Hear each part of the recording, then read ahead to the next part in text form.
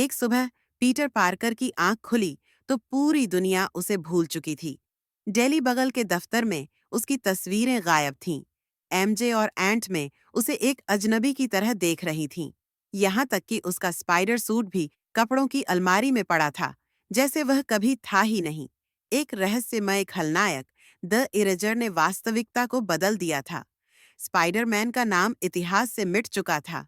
बिना किसी सहारे के पीटर को ऐसी न्यूयॉर्क में जीना था जहां अपराधी बेलगाम घूम रहे थे। किंगपिन खुलेआम शहर पर राज कर रहा था और पुलिस उस नकली लाल नीले सूट वाले को पकड़ने में लगी थी। अकेले ही पीटर ने इरेजर के अड्डे का पता लगाया।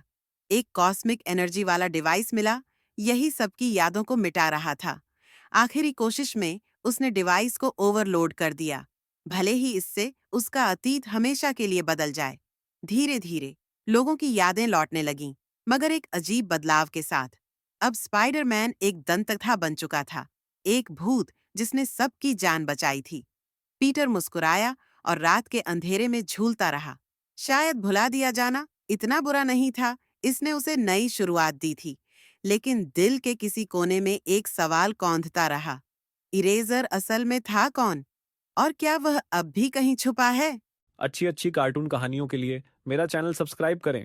चैनल का नाम है AZJ सिंधी।